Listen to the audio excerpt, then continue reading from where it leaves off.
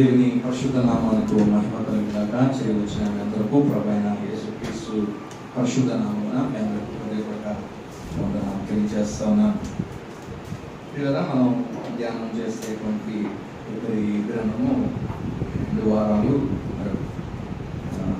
కొంచెం చేస్తున్న ప్రత్యేకత కలిగినటువంటి వారాలుగా ఆదివారం తర్వాత వచ్చే వారము చేస్తుంది. కాబట్టి ఈ 2 వారాలకు ఇప్పుడు పత్రిక యొక్క ధ్యానాన్ని తాత్కాలికంగా ఆపేయడం జరిగింది.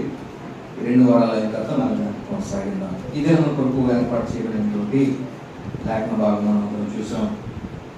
ఇప్పుడు మార్కు సువార్త 11వ అధ్యాయం. మరి ఈ దినము మరి సార్వత్రిక సంఘం అంతా కూడా ఈ మంటల నివారాన్ని చెప్తున్నటువంటి విధానాన్ని మనం చూస్తాం. అయితే ప్రాముఖ్యంగా మరి యేసుక్రీస్తు ప్రభువారు ఆయన యెరూషలేమునకు మరి వచ్చినటువంటి ఆ లాస్ట్ జర్నీగా వచ్చినప్పుడు వారు తన రాజును ఏ విధంగా వారు రిసీవ్ చేసుకున్నారనేటువంటిది ఈ యొక్క అధ్యాయం యొక్క సారాంశంగా మనం చూడగలుగుతాం. మొదటి వచనాలు నుంచి 1వ అధ్యాయం నుండి 10వ అధ్యాయం వరకు కూడా మనం చూస్తే యేసుక్రీస్తు ప్రభువారు ఆయన శిష్యులకు ఇలాగా ఆజ్ఞాపించడం జరుగుతుంది. ఆ శిష్యుల్లో ఇద్దరిని పిలిచి, మీరు ఎదుటనున్న గ్రామానికి వెళ్ళి అందులో మీరు ప్రవేశించగానే ఒక గాడిద పిల్లలు మీకు కనబడుతుంది, దాన్ని విప్పుకుని తోలుకుంటుందని ప్రభు వారికి ఆజ్ఞాపించడం జరుగుతుంది. ఒకవేళ ఏ మనుషులైనా ఎవరైనా ఎవరు ఏ ఇలా విప్పుకుని వెళ్తున్నారని మిమ్మల్ని అడిగినట్లయితే మీరు చెప్పవలసింది ఏంటంటే, ఇది ప్రభువు నాకు కావలసి ఉన్నదని చెప్పుడి అనేటువంటి మాట ప్రభువు చెప్పడం. మరి ఆ విధంగా వారు వెళ్ళి గాడిదలను తీసుకురావడం జరిగినట్లుగా మనం చూస్తా ఉన్నాం. అయితే ఆ విధంగానే ఆ యజమానుడు ఎందుకు ఇలా తీసుకున్నారంటే ఇది ప్రభువుకు కావలసినదని వారు చెప్పడం. అతను మరి ఏ మాట మరి మాట్లాడకుండా దాన్ని పోనివ్వడం. శిష్యులు యేసు ఆజ్ఞాపించినట్లుగా మరి వాటిని ప్రభు యొద్దకు తీసుకురావడం. యేసు యొద్దకు పిల్లలను తీసుకొచ్చినప్పుడు తమ బట్టలు దానిపై బట్టలు దానిపై వేయగా ఆయన దాని మీద కూర్చుండి ఆ యెరూషలేము వీధుల గుండా ఆయన సాగి వెళ్ళినప్పుడు ప్రజల యొక్క ప్రతిస్పందన ఈ విధంగా ఉంది.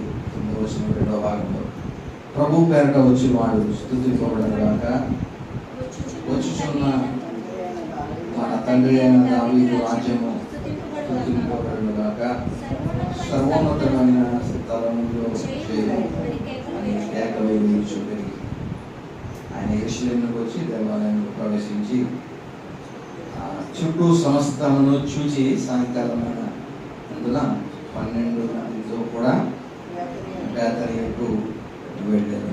ఇది మొదటి భాగంగా మనం చూస్తున్నాం. యేసుక్రీస్తు ప్రభువారు యెరూషలేము వీధుల్లో ఆయన యూదుల రాజుగా తన యొక్క లాస్ట్ జర్నీని యెరూషలేములో కొనసాగించడం మనం చూస్తా ఉన్నాం. ప్రియులారా, వారు ఏ విధంగా ఆయన రిసీవ్ చేసుకున్నారంటే, ప్రభు పేరట వచ్చి వానికి చేయము, ప్రభు పేరట వచ్చి వాడు స్తుతింపబడను గాక అనేటువంటి నినాదంతో ప్రజలందరూ ఆయన స్తుతించినట్టుగా మనం చూస్తా ఉన్నాం. ప్రియులారా, ఈ అధ్యాయంలో మరి ఇక్కడ వరకు మనం చూసి చాలా సార్లు ఇక్కడతోనే మనం ఆపేస్తూ ఉంటాం. కానీ దాని తర్వాత జరిగినటువంటి కొన్ని ఇన్సిడెంట్స్ ఈ అధ్యాయంలో మనం చూస్తే ఆశ్చర్యం కలిగించేటువంటి విషయాలు ఇందులో కొన్ని రాయబడి ఉన్నట్లుగా మనం చూస్తూ ఉన్నాం. ఈ మొదటి 10 అధ్యాయాలు మనం చూసినప్పుడు ఈ విధంగా జకరియా గ్రంథంలో 9వ అధ్యాయం 9వ వచనంలో రాయబడిన మాట, ఈ రాజు దీనుడై అధిపతుల మీద వచ్చేటువంటి ఏమైతే ప్రవచన వాక్యం ఉందో దాని నెరవేర్పుగా మనం చూస్తూ ఉన్నాం. 118వ సంకీర్తనలో కూడా దీని యొక్క ప్రవచనం నెరవేర్పును మనం చూడగలుగుతాం. 22, 24, 26 వచనాలు మనం చూస్తే, ఇల్లు కట్టువారు నిషేధించిన రాయి మూలకు తలరాయి అయినట్లుగా, తర్వాత ఇది యెహోవా ఏర్పాటు చేసిన దినము, దీని యందు ఉత్సహించి సంతోషించుము. యెహోవా పేరట వచ్చేవాడు ఆశీర్వాదముగాక అనేటువంటి లేఖన భాగం యొక్క నెరవేర్పు ఈ యొక్క లేఖన భాగాల్లో నెరవేరడం మనం చూస్తూ ఉన్నాం ప్రియ. అయితే దీని సంఘటనలో జరిగిన తర్వాత యేసుక్రీస్తు ప్రభువారు ఆయన యెరూషలేమునకు వచ్చి దేవాలయములో ప్రవేశించి చుట్టూ సమస్తమును చూచి సాయంకాలం అయినందున 12 మందితో కూడా బేతనియాకు వెళ్ళిపోయినట్లుగా మనం చూస్తూ ఉన్నాం. ఈయన ఒక రాజుగా వచ్చారు, యూదుల రాజుగా వచ్చినట్లుగా మనం చూస్తూ ఉన్నాం. అయితే రాజు మరి తన రాజ్యాన్ని ఒక పర్యవేక్షించడానికి, అదే ఇన్స్పెక్ట్ చేయడానికి వచ్చినట్లుగా ఈయన ఏమంటాము రాకం ఉన్నట్లుగా ఇక్కడ మనం చూస్తూ ఉన్నాం.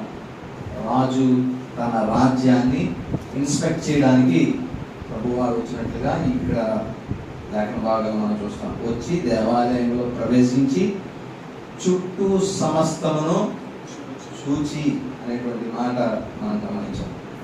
సమస్తాన్ని చూశారు, అబ్జర్వ్ చేశారు ఏం జరుగుతుంది అనేటువంటిది.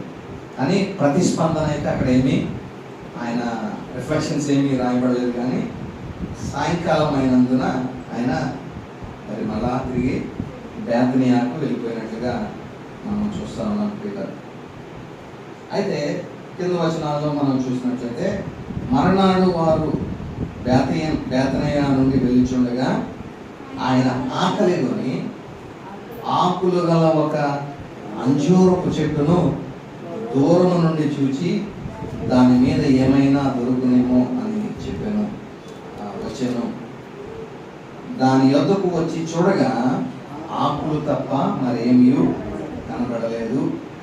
ఏలయనగా అది అంజూరపు పండ్ల కాలము కాదు. ప్రియులారా, ఇక్కడ మనం చూసినటువంటి లేఖన భాగము చూస్తే యేసుక్రీస్తు ప్రభువారు చేసినటువంటి అద్భుతాల్లో, అదే ఆ ఆశ్చర్య కార్యాల్లో జడ్జిమెంట్ కోసం ఉపయోగించిన ఏకైక కార్యముగా ఇది ఒక్కటే మనకు కనబడుతుంది. ఏ కార్యము చేసినా, ఏదైనా కుంటివారిని బాగు చేయడము, లేకపోతే గుడ్డివారిని బాగు చేయడము, వచ్చి కాళ్ళు చేతులు గల వారిని బాగు చేయడం, చనిపోయిన వారిని లేపడం, ఇలాంటివి ఏమన్నా అంటే ఒక వ్యక్తికి అదే ఏదైనా పనికొచ్చేటువంటి విధానంలోనే ఏదన్నా ఆయన చేసినటువంటి కార్యం ఉంది. కానీ శపించడం, అదే కర్సింగ్ అనేటువంటిది ఆయన నోట నుండి ఒక బ్లెస్సింగ్ వచనాలే మనం చూసాం. కానీ ఆయన నోట నుండి వచ్చిన ఒక కర్స్ ఏదైనా ఉన్నదంటే అది ఇక్కడ మాత్రమే మనం చూడగలుగుతా ఉన్నాం. అది దేని కొరకు ఆయన కర్స్ చేశారు అనేటువంటిది మనం చూస్తే, ఒక అంజూరపు చెట్టును ఆయన శపించినటువంటి సందర్భం ఇక్కడ మనం చూడగలుగుతా ఉన్నాం. జాగ్రత్తగా గమనిస్తే ఇక్కడ మనం చూస్తూ ఉన్నాం, వారు బేతనియా నుండి వారు వెళ్ళుచుండగా ఆయన ఆకలి కొని ఆకులు గల ఒక అంజూరపు చెట్టును దూరం నుండి చూచి, అంటే ఈయన బేతనియా నుండి బయలుదేరి వస్తూ ఉన్నారు, అలా యెరూషలేమునకు వస్తూ ఉన్నారు. అయితే వచ్చే మార్గ మధ్యంలో దూరం నుండి చూసినప్పుడు ఒక అంజూరపు చెట్టు కనబడింది. అంజూరపు చెట్టుకు ఎలా ఉందంటే అది ఆకులతో ఉన్నది అనేటువంటి మాట మనం చూస్తా ఉన్నాం. ఈయన ఆకలి కొని ఉన్నారు. అయితే ఆయన ఆకలి తీర్చడానికి అంజూరపు చెట్టున ఏమైనా దొరుకుతుందేమో అని చెప్పి ఆయన చూసినప్పుడు అంజూరపు చెట్టు దూరం నుండి చూసి దాని మీద ఏమైనా దొరుకునేమో అని వచ్చారు దాని ఎదుగు. దాని ఎద్దుకు వచ్చి చూడగా ఆకులు తప్ప మరేమీ కనపడలేదు, అనగా అది అంజూరపు పండ్ల కాలము కాదు. చూడండి, ఇప్పుడు మామిడి పళ్ళు ఏ సీజన్లో వస్తాయంటే సమ్మర్ సీజన్లో వస్తాయి. పునాసకాయలని ఇంకొక సీజన్ ఏదో ఉంది.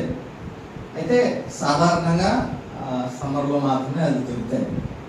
సమ్మర్ కాకుండా ఏ వింటర్లోనో లేకపోతే ఎప్పుడో వచ్చి మామిడి చెట్టు అంతా చూస్తే ఏ కాయలు మనకు కనపడవు, ఎంతసేపు మనం చూసినా సరే.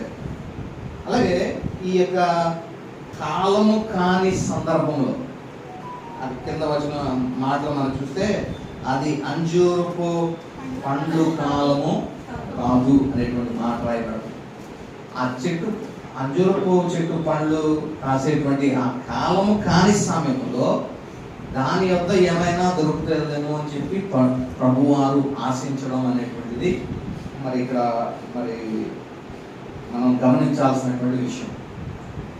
అది సీజన్ అయితే సీజన్లో అది కాయ లేకపోతే దాన్ని అనొచ్చు, లేదా ఇది చెట్టు ఎందుకు పనికిరాకుండా ఉంది కాబట్టి ప్రభు దాన్ని శపించారు అనేటువంటి మాట అదే ఆ విధానంలో మనం ఆలోచన చేయొచ్చు.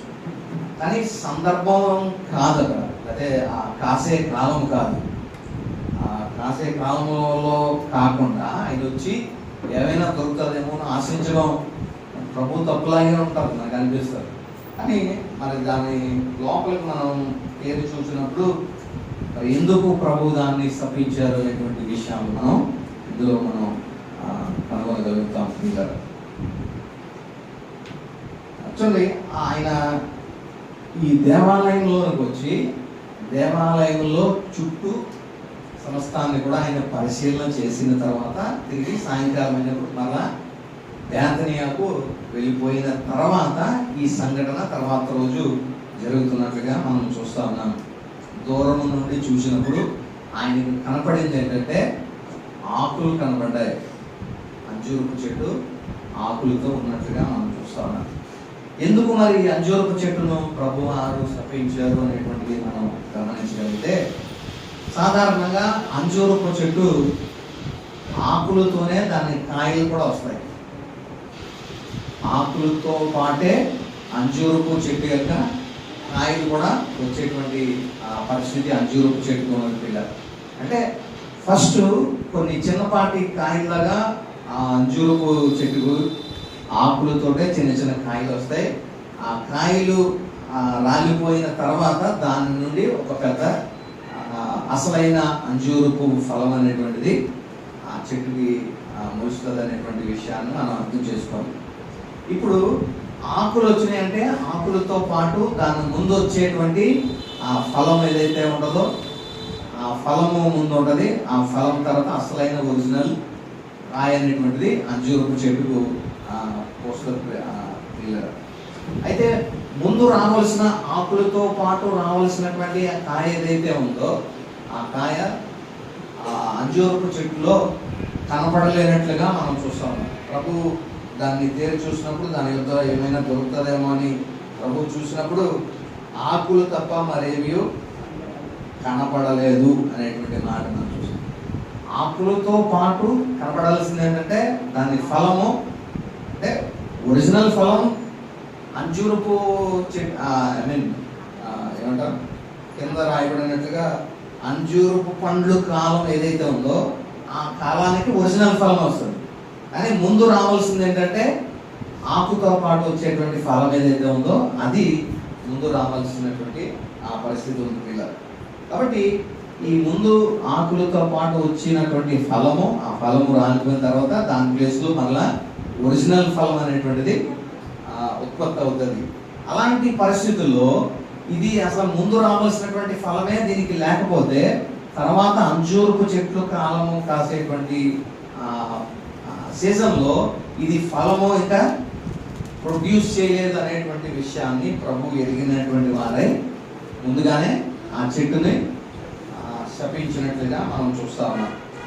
ఇది ఒక సిరీస్ ఆఫ్ ఇన్సిడెంట్స్గా కొన్ని సంఘటనలు జరుగుతూ ఉన్నాయి. ప్రభువారు దేవాలయమునికి వచ్చి దేవాలయం మొత్తం తేరి చూసి ఆయన ఏమి మాట మాట్లాడకుండా సాయంకాలం అయిపోయిన తర్వాత బేతనీకి వెళ్ళిపోయారు. మరుసటి రోజు బేతనీ నుండి మరలా యెరూషలేముకి వస్తున్నప్పుడు మరలా ఈ మధ్యలో జరిగినటువంటి సంఘటన, చెట్టుని చూసినప్పుడు పచ్చగా కనబడింది. దాని యొక్క ఏమైనా దొరుకుతుందేమో అని ప్రభు వచ్చి చూసినప్పుడు ఆకులు తప్ప మరేమి ప్రభు కనపడలేదు. అది సీజన్ కూడా రాశారు, అది అంజూరపు ఫలములు ఫలించేటువంటి కాలము కాదని రాసి ప్రభు దాన్ని చెట్టుని శపించడం అనేటువంటిది మనం చూస్తూ ఉన్నాం. సరే, ఆ కింద ఇంకా ఏం జరిగింది అనేటువంటిది కూడా మనం చూసి ఆ కన్క్లూజన్కి మనం వద్దాం. అంజూరపు చెట్టు అనగా అది అంజూరపు పండ్ల కాలము కాదు, అందుకైనా ఇక మీద ఎన్నటికి మీ పండ్లు ఎవరును తినకుందురుగాక అని చెప్పాను. ఆయన శిష్యులు వినిరి. వారు యెరూషలేమునకు వచ్చినప్పుడు ఆయన దేవాలయంలో ప్రవేశించి దేవాలయంలో క్రయ విక్రయములు చేయు వారిని వెళ్ళగొట్టి ఆరంభించి రూపులు మార్చు వారి బల్లలను ఉవ్వలము వారి పీటలను పడత్రోసి దేవాలయము గుండా ఏ పాత్ర అయినను ఎవరిని తేనీయకూడదు. చూడండి, ఒక సంఘటనలో కొన్ని సంఘటనలు ఒకదాన్ని అనుసరించి ఒకటి జరుగుతూ ఉన్నాయి. ప్రభు యెరూషలేమునకు వచ్చినప్పుడు ప్రజలందరూ హోసన్నా హోసన్నా ప్రభు పేరున వచ్చువానికి జయమని ప్రభువును స్తుతించారు. ప్రభు యెరూషలేములో ప్రవేశించి తేరి చూచి మళ్ళా సాయంకాలం అయిపోయిన తర్వాత బేతనీకి వెళ్ళిపోయారు. మళ్ళా ప్రభు బేతనీయ యెరూషలేముకు వచ్చే మార్గంలో ఒక చెట్టుని చూసి దాని మీద ఏమైనా దొరుకుతుందేమో ఆశపడ్డారు. ఆ చెట్టు ఆకులు తప్ప ఏమీ లేకపోవడం చూసి ఆ చెట్టును ప్రభు వారు శపించడం మనం చూసాం. ఈసారి యెరూషలేములోకి వచ్చినప్పుడు యెరూషలేములో ముందు రోజు ఏమైతే చూచారో, అబ్జర్వ్ చేశారో, దాని యొక్క ప్రతిఫలం అంతా కూడా, దాని రిజల్ట్స్ అంతా కూడా ఆ తర్వాత రోజు మనం చూస్తున్నాం. ఏంటంటే ఎక్కడెక్కడ ఏమేమి ఉన్నాయి అనేటువంటిది ప్రభు వారి మొదటి దినాన్ని అబ్జర్వ్ చేసి రెండవ రోజు వచ్చినప్పుడు ఎవరైతే ఆ గువ్వలు అమ్మేటువంటి వారు ఉన్నారో, తర్వాత రోపులు మార్చు వారు ఉన్నారో, వారందరినీ కూడా ప్రభు వారి యొక్క బల్లలు వాటిని కూడా తోసివేసి దేవాలయం గుండా ఏ పాత్ర అయినను ఎవరిని తేనీయకుండెను అనేటువంటి మాట రాయబడింది. కాబట్టి ఈ సిరీస్ అంతా కూడా మనం చూసినప్పుడు జరుగుతున్న సంఘటనలో ఒకటి మనం చూసినప్పుడు ప్రభు చేసినటువంటి ఏదైతే ప్రభు వారు విజిట్ చేశారో ఆ విజిట్ యొక్క రాజుగా తన యొక్క రాజ్యాన్ని ఆయన పర్యవేక్షించడానికి వెళ్ళినప్పుడు ఆయన చూసిన కొన్ని సంఘటనలను మరి ఇక్కడ 11వ అధ్యాయంలో రాయబడడం మనం చూస్తాం. అందులో మొదటిగా దేవాలయంలో ప్రవేశించి చూడడం, అబ్జర్వ్ చేయడం. రెండోది ఆ ఫిగ్ ట్రీని ఆయన కట్ చేయడం, అంజూరపు చెట్టును ఆయన శపించడం. మూడోది మళ్ళా దేవాలయంలోకి వచ్చి దేవాలయంలో రూపలు మార్చేటువంటి వారు, తర్వాత పువ్వులు అమ్మేటువంటి వారి యొక్క బల్లలు పీటలను ఆయన పడతోసి దేవాలయాన్ని శుభ్రపరచడం. తర్వాత ఇవన్నీ కూడా మనం ఈ అధ్యాయంలో కొన్ని వచనాల్లో మనం చూసి ఉన్నాం.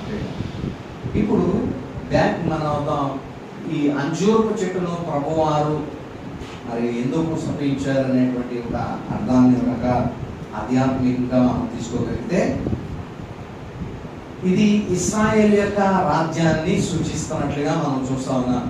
అంటే దేవుని ఉద్దేశము అలాగే ఆ చెట్టు ఇంకా ఎన్నటికీ ఫలించకుండా అయితే నిరుపయోగంగా ఉన్నదని ఆ చెట్టును శపించడం ఆయన మెయిన్ ఉద్దేశం కాదు, కానీ సింబాలిక్గా దేవుడు ఆయన వారికి ఒక పాఠాన్ని నేర్పించడానికి యేసుక్రీస్తు ప్రభువారు ఇక్కడ ప్రయత్నించినట్టుగా మనం చూస్తా ఉన్నాం. ఈ చెట్టు ఈ అంజూరపు చెట్టు ఎవరిని సూచిస్తుందంటే ఇశ్రాయేలు రాజ్యాన్ని సూచిస్తాము. ఇశ్రాయేలు రాజ్యాన్ని సూచిస్తాము. ఈ ఇశ్రాయేలు రాజ్యమును దేవుడు ఏం చేశాడంటే శపించినట్లుగా మనం చూస్తా ఉన్నాం. నీ పండ్లను ఎవరు ఇక మీదట తినకుందురుగాక అనేటువంటి మాట చెప్పడం మనం చూస్తా ఉన్నాం. ఆ విధంగానే యెరూషలేము యొక్క పట్టణము 70వ సంవత్సరంలో AD 70 సంవత్సరంలో టైటస్ రాజు చేత యెరూషలేము పట్టణం అంతా కూడా సమూలంగా నాశనం చేయబడినట్లుగా మనం చూస్తా ఉన్నాం. దాని సువార్తలోనే మరొక చోట ఇదే సందర్భంలో మనం చూసినప్పుడు యెరూషలేము ప్రాంతాన్ని ఆయన చివరిసారిగా వచ్చేటువంటి ప్రయాణంలో మనం చూస్తే దాని నిమిత్తము ఆ పట్టణాన్ని చూసినప్పుడు ఆయన దాని విషయమై ఏడ్చి ఏ విధంగా ఇది నీవు నీ రాజును మరి గుర్తించినట్లయితే నీకు ఎంతో మేలు అనేటువంటి ఒక మాట ప్రభువు చెప్పడం కూడా మనం చూస్తాం. చూడండి లూకాసు వార్త 19వ అధ్యాయము 41 నుండి 43 వచనాలు మనం చూద్దాం. లూకాసు వార్త 41వ అధ్యాయం 41 నుండి 19వ అధ్యాయం 41 నుండి 43. ఆయన పట్టణమునకు సమీపించినప్పుడు దానిని చూచి దాని విషయమై ఏడ్చి, అంటే యెరూషలేమును గురించి ప్రభువారు ఏడ్చారు. నీవును ఈ నీ దినమందైనను సమాధాన సంబంధమైన సంగతులు తెలుసుకుని ఎడల నీకెంతో మేలు, కానీ ఇప్పుడు అవి నీ కన్నులకు మరుగు చేయబడి ఉన్నవి. ప్రభువు నిన్ను దర్శించిన కాలము నీవు ఎరుగకుంటివి కనుక నీ శత్రువులు నీ చుట్టూ ముట్టడి వేసి అన్ని ప్రక్కలను నిన్ను అరికట్టి నీలో ఉన్న పిల్లలతో కూడా నిన్ను నేల కలిపి నీలో రాతి మీద రాయి లేకుండా అటువంటి దినములు వచ్చుచున్నవని చెప్పి ప్రభువు వారు ఒక ప్రవచనాన్ని చెప్పినట్లుగా మనం చూస్తూ ఉన్నాం. ఆ విధంగానే రాతి మీద రాయి లేకుండానట్లుగా యెరూషలేము పట్టణము AD 70లో నేల మట్టుకు సమూలంగా యెరూషలేము దేవాలయం అంతా కూడా నేల మట్టం చేయబడింది. కాబట్టి ఎందుకు ఆ విధంగా జరిగింది అనేటువంటిది మనం చూస్తే ఆ వచనాల్లో మనం 13వ వచనంలో ప్రాముఖ్యంగా మనం చూస్తాం. 43వ వచనంలో ప్రభువు నిన్ను దర్శించిన కాలము నీవు ఎరగకుంటివి. దేవుడు వారిని దర్శించడానికి వచ్చినటువంటి, అదే రాజు యూదులుగా రాజుగా ఆయన వచ్చినటువంటి ఆ దినాన్ని వారు గుర్తించలేకపోయారు అనేటువంటి వచనాన్ని మనం చూస్తా ఉన్నాం పిల్లలు. నిజంగానే మన జీవితాల్లో కూడా దేవుడు మనల్ని దర్శించిన కాలాన్ని కనుక మనము గుర్తించలేకపోతే ఆయన వచ్చిన విజిట్ అనేటువంటిది వ్యర్థమవుతుంది. లేకపోతే ప్రభు మనల్ని దర్శించడానికి వచ్చినప్పుడు ప్రభువు యొక్క దర్శనాన్ని మనం చూడలేక గుర్తించలేకపోయినటువంటి దుస్థితిలో మనం ఉంటే దాని యొక్క ప్రభువు వచ్చినటువంటి ఆ రాక యొక్క ఆంతర్యము లేకపోతే ఆ విజిట్ యొక్క అంతరార్థము అది వేస్ట్ అయినట్లయితే. కాబట్టి ఇశ్రాయేల్ ప్రజలు లేకపోతే ఆ రాజ్యము యొక్క దుస్థితి ఈ విధంగా ఉంది. ప్రభువు లేకపోతే రాజు దాన్ని దర్శించడానికి వచ్చారు.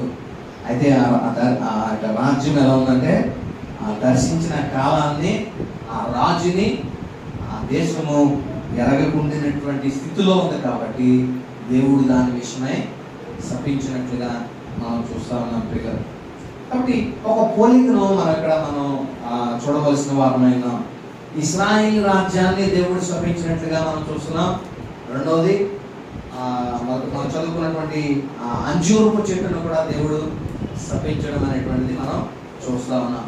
ఈ అంజూరపు చెట్టు ఏ విధంగా అయితే పచ్చగా పైకి కనపడతాందో అని దానికి రావాల్సినటువంటి ఆకులతో రావాల్సినటువంటి ఫలం దానికి లేని కారణం చేత అది ఏ విధంగా అయితే శపింపబడిందో, ఇశ్రాయేలు రాజ్యము కూడా చూడడానికి బయటికి పచ్చగా ఉన్నట్లుగా కనబడతా ఉంది. కానీ దాని ఫలభరితంగా అది లేనటువంటి స్థితి, ఫలించలేనటువంటి స్థితిలో ప్రభు దాన్ని చూసి ఆ పట్టణాన్ని మరి ఏ విధంగా అయితే అంజూరపు చెట్టును మరి శపించినట్లుగానే ఆ రాజ్యంలో ఇశ్రాయేల్ రాజ్యాన్ని కూడా దేవుడు శపించినట్లుగా మనం చూస్తా ఉన్నాం. అదే జరిగింది AD 70లో. రాయి మీద రాయి లేకుండానట్లుగా చిన్నపిల్లలతో పాటు సమస్తము కూడా చెల్లాచెదురు చేయబడినటువంటి పరిస్థితి ఇశ్రాయేల్ దేశానికి సంభవించింది. ప్రియులారా, ఆ మాట ప్రభువారు పలికినటువంటి అంజూరపు చెట్టు విషయమై ప్రభు పలికినటువంటి ఆ మాట శిష్యులు విన్నారు అనేటువంటి మాట ఇక్కడ రాయబడుతుంది. 14వ వచనము ఆఖరి భాగంలో, మార్కు సువార్త 11:14. ఇది ఆయన శిష్యులు వినిరి. మరుసటి రోజు యెరూషలేమునకు వెళ్ళి ఆ యెరూషలేములో ఆ రూపలు మార్చేటువంటి వారందరినీ కూడా మరి చెదరగొట్టేసిన తర్వాత మరలా బేతనియకు తిరిగి వచ్చేసినప్పుడు తర్వాత రోజు వారు చూసినప్పుడు 20వ వచనంలో ఈ మాట రాయబడతా ఉంది. ప్రొద్దున వారు మార్గమున కూర్చుండగా ఆ అంజూరపు చెట్టు వేళ్ళు మొదలుకొని ఎండి ఉన్నట్టు చూసిరి. అప్పుడు పేతురు ఆ సంగతి జ్ఞాపకం తెచ్చుకొని, పొదపడా, ఇదిగో నీవు శపించిన అంజూరపు చెట్టు ఎండిపోయిన అని ఆయనతో చెప్పాను. అందుకు యేసు వారితో ఇట్లను, మీరు దేవుని యందు విశ్వాసం ఉంచుడి. చూడండి ప్రియులారా, ఈ సందర్భాన్ని జాగ్రత్తగా మనం పరిశీలించి చూద్దాం. ఏంటంటే ప్రభువారు దేవాలయం గుండా దేవాలయంకు వచ్చి దేవాలయంలో ఫస్ట్ టైం చూశారు.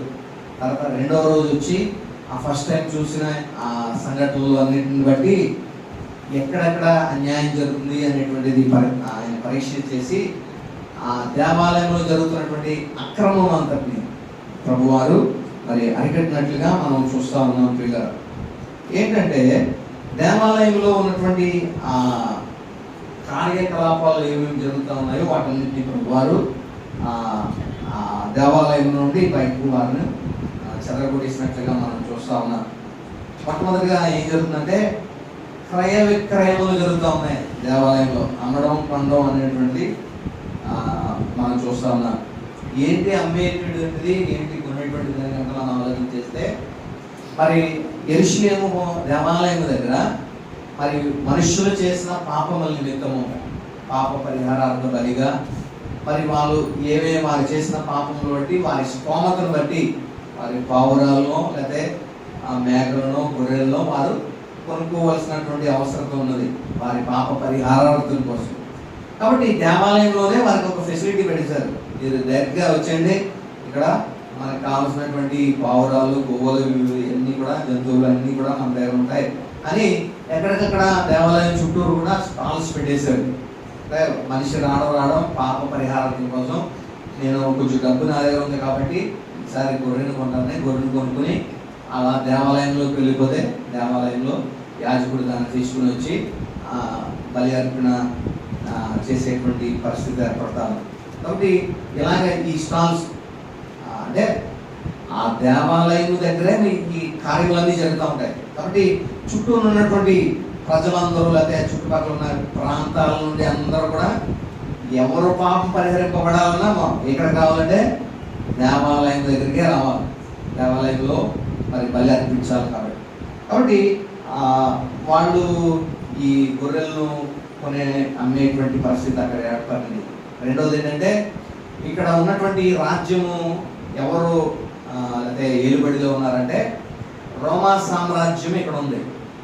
రోమా కైసరికి ప్రభువుకి నాణ్యాన్ని చూపించి పన్ను కట్టచ్చా లేదని అడుగుతారు. అప్పుడు ప్రభువు చూసి కైసరికి ఇవ్వండి, ప్రభువుకి దేవునికి ఇవ్వండి అని ప్రభువు చెప్పడం మనం చూస్తాం. అంటే ఆ రాజ్యం ఉన్నటువంటి రాజ్యం ఎవరిదంటే రోమా సామ్రాజ్యం అక్కడ ఉంది. రోమీ యొక్క కరెన్సీ చెల్లుబాటులో ఉంటుంది. కానీ దేవాలయం దగ్గరికి వచ్చేసరికి దేవాలయంలో మనం వేసేటువంటి ఏ కానుకైనా లేకపోతే ఏ విధమైనటువంటి డబ్బులు చెల్లించవలసినవి అయినా సరే అవి రోమా సామ్రాజ్యం యొక్క కరెన్సీని ఈ దేవాలయంలో యాక్సెప్ట్ చేయండి. దేవాలయం కంటూ కొంచెం ప్రత్యేకమైనటువంటి కరెన్సీ ఉంది, అయితే నాణ్యాలు అవి దేవాలయములకు వేరుగా ఉన్నాయి. కాబట్టి వీళ్ళు ఏం చేయాలంటే దేవాలయములకు ఏదైనా ఇవ్వాలంటే మొట్టమొదట దేవాలయపులో చెల్లుబాటు అయ్యేటువంటి కరెన్సీని మనం మార్చుకోవాలి.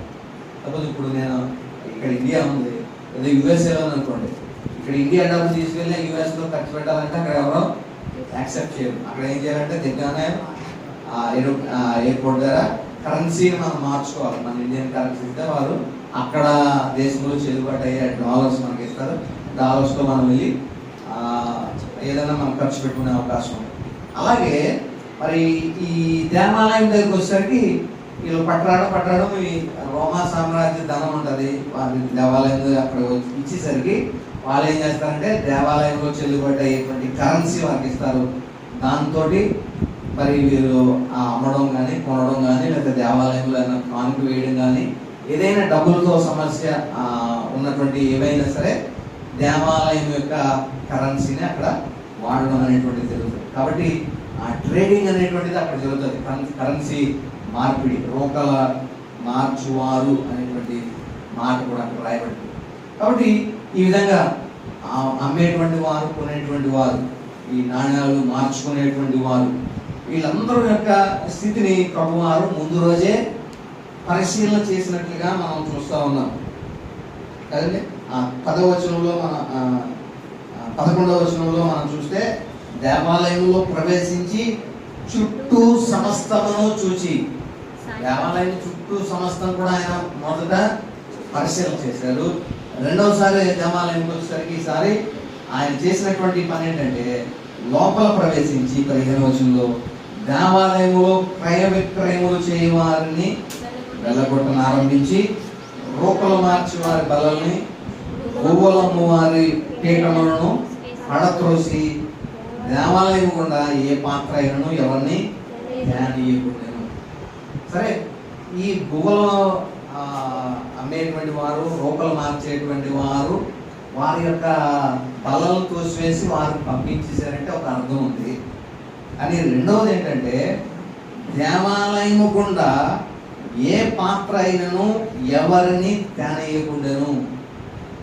దేవాలయంలోకి కొన్ని పాత్రలు యాజకులు తీసుకురావాలి. ఎందుకంటే ఒక బలిని, ఒక గొర్రెపిల్లను ఒక వ్యక్తి తీసుకొచ్చాడంటే బలి నిమిత్తము వధించిన ఏమైతే గొర్రెపిల్ల ఉందో దాని యొక్క రక్తాన్ని ఒక పళ్ళెములో వీళ్ళు యాజకుడు పట్టాలి. ఆ పళ్ళెములో తీసుకున్న వచ్చిన ఆ గొర్రె యొక్క రక్తాన్ని సేకరించి దాన్ని ఆ ధూపవేదిక దగ్గర దాన్ని మళ్ళా ప్రోక్షించవలసిన వారైనా. అప్పుడు తర్వాత ఏదైతే బాడీ ఉందో ఆ బాడీని కూడా మరి తీసుకుని వచ్చి కాల్చవలసి ఉంది. ఇలాగా కొన్ని పాత్రలు యాజకుడికి అవసరం అవుతాయి. ఆ యాజకుడికి అవసరమయ్యేటువంటి పాత్రలు కూడా ఏ పాత్ర కూడా ఎవరిని తీసుకురాకుండా ప్రభు వారు అడ్డుకున్నట్లుగా మనం చూస్తాం. అంటే దీన్ని మనం జాగ్రత్తగా కొంచెం గట్టిగా మనం ఆలోచన చేస్తే ప్రభు వీరిని ఏం చేయాలని ఆశపడతా ఉన్నారంటే అంటే ఆ దేవాలయంలో జరుగుతున్నటువంటి ఆచార వ్యవహారాలు ఏదైతే ఉన్నాయో దాన్ని అడ్డుకోవడానికి ప్రభువారు మరి ఒక ఇనీషియల్ స్టెప్ ఒకటి తీసుకున్నట్లుగా మనం చూస్తా ఉన్నాం. బలి అర్పణ విధానాన్ని దేవుడు అడ్డుకోవడానికి ఆ రోజు నుండే ప్రభువారు ప్రారంభించినట్లుగా మనం చూస్తా ఉన్నాం. దేవాలయం గుండా ఏ పాత్ర అయినా సరే ఎవరిని తేనేయకుండా ఆయన మరి ఆయన అక్కడ నుంచుని ఒక అధికారిలాగా నుంచుని మరి ప్రభువారు ఈ విధంగా వారిని అందరినీ అడ్డుకోవడం, అక్కడ ఉన్నటువంటి వారందరినీ ప్రభువారు లోకల్ మార్చేటువంటి వారందరినీ కూడా మరి చెదరగొట్టడం మనం చూస్తా ఉన్నాం. పిల్లలు 5వ వచనంలో 17వ వచనంలో మనం చూస్తే మరియు ఆయన బోధించుచు నా మందిరము సమస్తమైన అన్ని జనులకు ప్రార్థనా మందిరం అనబడను అని రాయబడలేదా? అయితే మీరు దాన్ని దొంగల గుహగా చేసిద్దరు. నేను వారందరితో ప్రభు వారి మాట చెప్తా ఉన్నారు, నా మందిరము ప్రార్థనా మందిరము. కాబట్టి మీరు ఈ ప్రార్థనా మందిరాన్ని దొంగల గుహ కింద మీరు దీన్ని మార్చారు అని చెప్పినప్పుడు ఇక్కడ శాస్త్రులు ప్రధాన యాజకులు ఉన్నారంట. శాస్త్రులను ప్రధాన యాజకులను ఆ మాట విని ఆఖరి భాగంలో మనం చూస్తే ఆయనను ఎలాగూ సంహరించుదామా అని సమయం చూచుచుండేది. ఈయన్ని సంహరించడానికి మొట్టమొదటి ఎవరు చూశారంటే శాస్త్రులు ప్రధాన యాజకులు. కాబట్టి అంటే ఈ విషయాలను మనం చూద్దాం. ఎందుకు శాస్త్రులు ప్రధాన యాజకులే మొట్టమొదట ప్రభువారిని చంపడానికి ఆలోచన చేశారంటే ఆయన మరి దేన్నైతే ఆయన వద్దని ఆఫ్ చేయడానికి చూశారో అది వీరికి కష్టంగా ఉండింది. వీళ్ళ ఏంటి కష్టమైందంటే బలి విధానము వీరికి ఆఫ్ చేయడం అనేటువంటిది, వీళ్ళకి మార్చడం అనేటువంటిది వీళ్ళకి కష్టతరంగా అనిపించింది. ఈ కొట్లు అన్నీ కూడా, ఎందుకంటే నేను అనుకోవడం మరి శాస్త్రులు లేకపోతే ఈ ప్రధాన యాజకులు కూడా ఇందులో ఈ వ్యాపారంలో ఒకవేళ షేర్ ఉండి ఉంటారు, లేకుండా మరి వీళ్ళకి అంత కష్టం అనిపించింది. కాబట్టి వీళ్ళకి కష్టం అనిపించిందంటే, ఒకటి ఈ దేవాలయంలో నుండి రూపలు మార్చేటువంటి వారిని, తర్వాత గువ్వలు అమ్మేటువంటి వారిని, వీళ్ళందరినీ కూడా దేవుడు మొట్టమొదట బయటికి నెట్టివేయడం. రెండవది దేవాలయం కూడా ఏ పాత్ర అయినా ఎవరిని కూడా తేనీయకుండా, అంటే అమ్మేటువంటి విషయంలో అక్కడ జంతువులు లేకపోయినప్పుడు ఒక మనిషి వచ్చి తన పాప నివారణ కొరకు బలి అర్పణ చేయలేడు. కొన్ని ఏమన్నా బలి అర్పణ చేయడానికి వస్తువులు కూడా, ఏ సామాగ్రి ఏ పాత్ర కూడా లోపలికి రానివ్వకుండా ప్రభు అడ్డుకుంటున్నాడు. కాబట్టి ఇంకా బలి అర్పణ అర్పించేటువంటి విధానము ఇండైరెక్ట్గా అక్కడ ఆగిపోయేటువంటి పరిస్థితి ఏర్పడింది. బలి వ్యవస్థనే ప్రభువారు అడ్డుకోవడము ఈ శాస్త్రులకు, ప్రధాన యాజకులు అది చాలా కష్టతరంగా అనిపించి ఈయన ఎలాగైనా సరే ఇన్ని చంపాలి అనేటువంటి ఆలోచన అప్పుడే వారికి కలిగినట్టుగా మనం చూస్తా ఉన్నాం పిల్లలు. కాబట్టి ఈ అంజూరపు చెట్టు యొక్క వృత్తాంతాన్ని మనం చూసినప్పుడు అది చూడడానికి పచ్చగా అనిపించింది. దగ్గరికి వచ్చి చూస్తేనే అది కాయలు దానికి లేవన్న విషయము ప్రభువుకు అర్థమైనట్లుగానే, దూరం నుండి చూస్తే వీరి యొక్క భక్తి విధానము చాలా బాగున్నట్లుగా, పచ్చగా ఉన్నట్లుగా అనిపించింది. కానీ దగ్గరికి వెళ్ళి చూస్తే అది భక్తి విధానం ఎలా ఉండిందంటే, అక్కడంతా కూడా ఎలాంటి పరిస్థితి ఉందో చూస్తే క్రయ విక్రయాలు చేసేటువంటి పరిస్థితి ఉంది. తర్వాత దొంగల కోరగా మీరు మార్చేశారు నా తండ్రి ఆలయాన్ని, లేక దేవాలయం అనేటువంటి మాట ప్రభువు చెప్పడం మనం చాలా ఆలోచన చేయాలి. అంటే అక్కడ జరిగేటువంటిది ఏంటంటే, దొంగల కోరగా మార్చారంటే, దొంగలు ఏం చేస్తారంటే ఎక్కడెక్కడ ఏమేమి దోచుకున్నారో అవన్నీ తీసుకుని వచ్చి ఏం చేస్తారంటే లాస్ట్లో పంచుకుంటారు. నాకు ఇది దొరికింది, నాకు ఇది దొరికింది, కాబట్టి మనకి 50-50 అన్నట్లుగా దొంగలు అందరూ కలిసి పంచుకునేటువంటి విధానం. అలాగా వీరు దేవాలయాన్ని దొంగల దొంగగా మార్చారంటే దాని అర్థం ఏంటంటే, నేను ఇగో పువ్వుల ద్వారా ఇది సంపాదించాను, నేను ఈ గొడ్ల ద్వారా ఇది సంపాదించాను, నేను ఇగో మనీ ఎక్స్చేంజ్ ద్వారా ఇది సంపాదించాను అని చెప్పి వాళ్ళందరూ ఎవరి షేర్లు వారు పంచుకునేటువంటి ఒక అడ్డాగా ఇది యొక్క దేవాలయము తయారైనట్టుగా మనం చూస్తూ ఉన్నాం.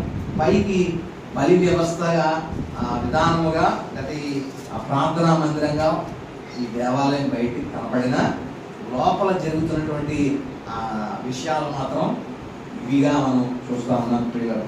అటువంటి దాన్ని ప్రభువారు ఏం చేశారంటే ఆ విధానాన్నే మొట్టమొదట అడ్డుకుంటా ఉన్నారు. ఈ బలి విధానమే ఆపేస్తే అమ్మేటువంటి వారు ఉండరు, కొనేటువంటి వారు ఉండరు, దానికి అర్పణ అర్పించడానికి యాజకులు ఉండరు. దానిలో ఏ విధమైనటువంటి మరి ఇబ్బంది కలగదు అనేటువంటి విధానాన్ని ప్రభు ఆలోచించి బలి వ్యవస్థనే మొట్టమొదట ఆయన అడ్డుకోవడానికి ఉంటున్నట్లుగా మనం చూస్తూ ఉన్నాం ప్రియులారా. కాబట్టి ఆ దేవాలయంలో ఏక పాత్ర కూడా మరి రానివ్వకుండా ప్రభువారు అడ్డుకున్నట్లుగా మనం చూస్తూ ఉన్నాం. ఆ కింద వచనాల్లో ఇంకా మనం చదివితే 19వ వచనం, సాయంకాలం అయినప్పుడు ఆయన పట్టణంలో నుండి బయలుదేరిన ప్రొద్దున్న వారు మార్గమున పోచుండగా ఆ అంజూరపు చెట్టు వేళ్ళు మొదలుకొని ఎండి చూసి, అప్పుడు పేతురు ఆ సంగతి జ్ఞాపకం తెచ్చుకొని బాధపడా, ఇదిగో నీవు శపించిన అంజూరపు చెట్టు ఎండిపోయిందని ఆయనతో చెప్పాను. అందుకు యేసు వారితో ఇట్లనను, మీరు దేవుని యందు విశ్వాసం ఉంచుడి. ఎవడైనను ఈ కొండను చూసి నీవు ఎత్తబడి సముద్రంలో పడవేయబడమని చెప్పి తన మనస్సులో సందేహింపక తాను చెప్పినది జరుగునని నమ్మినేడలా వాడు చెప్పినది జరుగునని మీతో నిశ్చయముగా చెప్పుచున్నాను. చూడండి ప్రియులారా, ఇక్కడ ఒక విషయం మనం చూస్తే, ఇది కాంటెక్స్ట్ లో నుండి కనుక తీసి మాట్లాడితే, ఈ కాంటెక్స్ట్ లో నుండి బయటకు తీసుకొచ్చి ఎక్కడి నుంచి 22వ వచనం నుండి 24వ వచనం వరకు మనం ఒకవేళ ఏదైనా ప్రసంగం చేయడానికి దీన్ని ఎంచుకొని ఆ ప్రసంగం ఎలా మనం కనుక మొదలు పెడితే, మీరు దేవుని యందు విశ్వాసం ఉంచండి, ఎవడైనాను ఈ కొండను చూచి నీవు ఎత్తబడి సముద్రంలో పడవేయబడదు అని కనుక కొండతో చెప్తే, అతడు మనసులో సందేహింపగా అది జరుగుతుందని నమ్మి కనుక అలాగా చెప్తే ఆ కొండ వెళ్ళి పడిపోతుంది అనేటువంటి ప్రసంగం కనుక మనం మొదలెడితే, దేని గురించి మనం చెప్పగలుగుతామంటే, ఒక అద్భుతం జరగడానికి మనం మొదట హృదయంలో విశ్వసించాలి అని చెప్పి కొండల దగ్గరికి వెళ్ళి, కొండ నువ్వు వెళ్ళిపో అని మనం ఎంత సందేహింపకుండా వెళ్ళి అడిగినా సరే ఆ కొండ అక్కడ నుంచి కదలదు. ఎందుకంటే దేవుడు ఈ వృత్తాంతాన్ని లేకపోతే ఈ ప్యాసేజ్ని ఈ జరుగుతున్నటువంటి కొన్ని ఇన్సిడెంట్స్ మధ్యలో దీన్ని పెట్టడం జరిగింది. కాబట్టి ఈ కాంటెక్స్ట్లోనే మనము దీన్ని ఆలోచన చేయాలి. అంతేగాని ఏదో ఒక అసంభవమైన దాన్ని మనం హృదయంలో విశ్వసించి ఇది సంభవించదు కాక ఇది జరుగును కాక అని మనం, దేవుని కృప ఉంటే అది జరుగుతుంది అనుకోండి, తర్వాత విషయం. కానీ మనం దాని కొరకు మనం దీన్ని ఒక ఫోకస్ చేసి దీన్ని ఉపయోగించి మరి అద్భుతాలు చేయడానికి, ఆశ్చర్యకార్యాలు చేయడానికి ఈ వాక్యాన్ని ఉపయోగించడం జరుగుతూ ఉంటుంది ప్రియులు.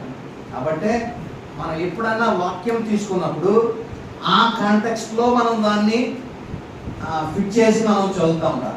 కాంటెక్స్ట్ నుండి బయటికి తీసి మనం వివరించడానికి మనం ఎప్పుడన్నా సాహసం చేస్తే దానిలో ఉన్న ఆంతర్యము మనకి అర్థమవుతుంది. లేకపోతే దేని కొరకు అది ఉద్దేశింపబడింది అనేటువంటి ఆ మెయిన్ ఉద్దేశం మనకు రాదు, వేరొక ఉద్దేశం వస్తుంది పిల్ల. ఇదే కనుక వాక్యాన్ని మనం వేరుగా అంటే ఏ ఒక ఏమంటాం ఒక మిరకల్ ఈవెంట్ లాగా లేకపోతే ఒక స్వస్థత కూడికగా పెద్దది పెట్టి ఈ వాక్యాన్ని పెట్టి విశ్వసించండి, దేవుడు మీ మధ్యన గొప్ప కార్యం చేస్తున్నాడు, దీని మీద రకరకాల మనం అనాలిసిస్ చేసి మనం ఏదో ఒకటి చేయొచ్చు, మన మనుషుల్ని ప్రేరేపించవచ్చు ప్రియుల. అని ఇక్కడ ఉద్దేశము అది కాదు. దేవుని యొక్క ఇక్కడ ఉద్దేశంలో దీనిలో దాగి ఉన్న ఉద్దేశం ఏంటి అనేటువంటిది మనం మొట్టమొదటిగా ఆలోచన చేద్దాం ప్రియుల. ఇక్కడ ప్రభువారు అంటే పేతురు చెప్పినది ఏంటి, ప్రభువారు దానికి ఇచ్చిన జవాబు ఏంటి అనేటువంటిది మనం ఆలోచన చేయాలి. పేతురు ఏమి చూశాడంటే, మరుసటి రోజున పొద్దున్న మార్గం గుండా వెళ్ళిపోతుంటే ఆ అంజూరపు చెట్టు, ముందు రోజు దేవుడు శపించిన అంజూరపు చెట్టు ఏళ్లతో సహా మొత్తం అదంతా ఎండిపోవడం చూసి ఆ మాట, దేవుడు అన్నటువంటి మాట పేతురుకు జ్ఞాపకం వచ్చి, బోధకుడా ఇదిగో నీవు శపించిన అంజూరపు చెట్టు ఎండిపోయిందని ప్రభుత్వం అన్నప్పుడు ప్రభువారు చెప్పిన మాట ఏంటంటే, నీవు దేవుని యందు విశ్వాసం ఉంచుము అని చెప్పి ఈయన ఈ వచనాలను ప్రారంభిస్తా ఉన్నారు. ఎవడైనను ఈ కొండను చూసి నీవు ఎత్తబడి సముద్రంలో పడవేయబడుమని చెప్పి తన మనస్సులో సందేహింపగా తాను చెప్పినది జరుగునని నమ్మినెడల వాడు చెప్పినది జరుగునని మీతో నిశ్చయంగా చెప్పుచున్నాను.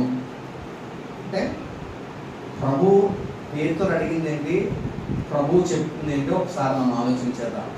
పేతురు ఏమని అంటున్నాడంటే, ప్రభువా నీవు శపించినటువంటి అంజూరపు చెట్టు నీవు అన్నట్లుగానే అది ఎండిపోయింది అనే ప్రభువుకు చెప్పినప్పుడు ప్రభు అంటున్నారు, నీవు దేవుని యందు విశ్వాసం ఉంచు, విశ్వాసం ఉంచి ఎవడైనాను మనస్సులో సందేహింపగా తను అన్నది జరుగుతుంది అనేటువంటి ఉద్దేశంతో ఈ కొండను వెళ్ళి సముద్రంలో పడవేయబడదు అనే మాట చెప్తే అది ఖచ్చితంగా అలాగా జరుగుతుంది అనేటువంటి మాట ప్రభు చెప్పడం మనం చూస్తాం. ఇంతకీ ఆ కొండ ఏంటి అనేది మనం ఆలోచన చేయాలి. ఆ కొండ ఏంటో తెలిస్తే కొండ ఎత్తబడి సముద్రంలో పడవేయబడడం అనేటువంటిది ఏంటో మనకు అర్థమవుతుంది. సరే, ఇప్పుడు కొండ ఏంటి అని కనుక మనం ఆలోచన చేస్తే కనుక కొండ కింద వచనాలు చదివితే మనకు అర్థమవుతుంది. కింద ఇంకా ఆయన కొనసాగిస్తూ ఆయన ఏం మాట అన్నారంటే 24వ వచనం, అందుచేత ప్రార్థన చేయనప్పుడు మీరు అడుగుచున్న వాటిని ఎలా పొంది ఉన్నామని నమ్ముడి, అప్పుడు అవి మీకు కలిగినని మీతో చెప్పుచున్నాను. మీరు ఒకరి మీద విరోధంగా నేనైనను కలిగి ఉన్న ఎడల మీరు నిలవబడి ప్రార్థన చేయనప్పుడల్లా వానిని క్షమించుడి, అప్పుడు పరలోకమందున్న మీ తండ్రియు మీ పాపములు క్షమించును. ఇదంతా ఒక ఒక సెట్ లాగా ఉంది. ఎక్కడ నుంచి? పొద్దున్నవారు మార్గము నుండి వెలుచున్నటువంటి సందర్భం నుంచి చివరి ఇక్కడ మీ పరలోకమందున్న మీ తండ్రియు మీ పాపములు క్షమించును అనేటువంటిది అంతా కూడా ఒకే కాంటెక్స్ట్ లో జరిగింది. ఇప్పుడు ఆలోచన చేద్దాం, ఈ కింద వచనాలను బట్టి మనం ఏమని ఇన్ఫర్ చేయొచ్చు అంటే, మీరు ప్రార్థన చేసేటప్పుడు మీ ప్రార్థనలు దేవుని సన్నిధికి చేరకుండా కొన్ని కొండలు మిమ్మల్ని మీ ప్రార్థనల్ని అడ్డుకుంటా ఉన్నాయి. మన ప్రార్థనలకి ఆటంకం ఏంటంటే మనం చేసిన పాపములు. మనము ఇతరుల మీద ఏమైనా గ్రడ్జ్ పెట్టుకున్నా, ఇతరులను క్షమించకుండా మనం ఏమైనా హోల్డ్ చేసినా అవి పెరిగిపోయి ఏమైనా అవుతాయంటే కొండలాగా అవుతాయంట. అందుకని యెషయా గ్రంథంలో ఉంటుంది, మీ పాపములు దేవుని సన్నిధికి మీ ప్రార్థనలో చేరకుండా మీకును మీ దేవునికి మధ్యన అవి అడ్డుగోడలాగా నిలుచున్నాయి అనేటువంటి విషయాన్ని యెషయా గ్రంథంలో చెప్పడం మనం చూస్తాం మొదటి అధ్యాయంలో. కాబట్టి ప్రియులరా, ఈ మాట జాగ్రత్తగా మనం ఆలోచన చేస్తే, ఎవడైనను ఈ కొండ ఎత్తబడి సముద్రంలో పడవేయబడును అనేటువంటి మాట, దాని అర్థము లేకపోతే ఆంతర్యం ఏంటని మనం ఆలోచన చేస్తే, ఎవడైనా ఒకడు లెగిసి ప్రార్థన చేయడానికి నిలబడితే అతడు మొదట తన ఎవరో ఒకరి మీద విరోధంగా తన హృదయంలో ఏమన్నా మొట్టమొదట పెట్టుకుంటే అతను మొదట ఏం చేయాలంట? మీరు నిలబడి ప్రార్థన చేయనప్పుడెల్లను వానిని క్షమించుడి. మొట్ట ఇతను చేయాల్సినటువంటి పని ఏంటంటే, ఎదుటి వ్యక్తి మీద ఏదైతే పెట్టుకున్నామో అది అసూయ కానీ, అది ఈర్ష్య కానీ, కోపం కానీ, పగ కానీ, ఏదైనా గ్రడ్జ్ కానీ ఇతర వ్యక్తి మీద మనం ఏదైతే పెట్టుకున్నామో అది మొట్టమొదట మనం ఏం చేయాలంట? ఎదుటి వ్యక్తిని మనం ఎప్పుడైతే క్షమిస్తామో అప్పుడు పరలోకమందున్న మీ తండ్రి కూడా మీ పాపములను మిమ్మల్ని క్షమిస్తాడు అనేటువంటి మాట చెప్పడం మనం చూస్తాం. అంటే ఇతరులను మనం క్షమించకుండా మన హృదయంలో ఎప్పుడైతే గ్రడ్జ్ కానీ, కోపం కానీ, కక్ష కానీ, పగ కానీ ఏదైతే మనం పెట్టుకున్నామో అది దేంతో ఇక్కడ ప్రభువు దేనికి సాదృశ్యంగా పోలుస్తున్నాడంటే ఒక కొండలాగా ఉన్నట్లుగా దేవుడు సూచిస్తా ఉన్నాడు ప్రియ. ఇప్పుడు లోపల ఉన్న కొండ ఏదైతే మనం పెట్టుకున్న పగ లేదా గ్రడ్జ్ లేదా ఈర్ష్య లేదా కోపం ఏదైతే ఉందో దాన్ని మొట్టమొదటి మనం ఏం చేయాలంటే, ఈ కొండ ఎత్తబడి సముద్రంలో పడవేయబడదు అని ఎవడైనా ఒక వ్యక్తి కనుక సందేహింపగా ఆ వ్యక్తి చెప్పగలిగితే మాత్రం అది ఆ విధంగా జరుగుతుంది అనేటువంటి మాట ప్రభు చెప్తున్నాను. దాని అర్థం ఏంటంటే, నీ హృదయంలో నీ ఉంచుకున్న పగ, నీ హృదయంలో నీ ఉంచుకున్న కోపం, నీ హృదయంలో నీ ఉంచుకున్న ఆ ఈర్ష్య గ్రడ్జ్ ఏదైతే ఉందో దాన్ని నువ్వేం చేయాలంటే, you have the power to overcome it.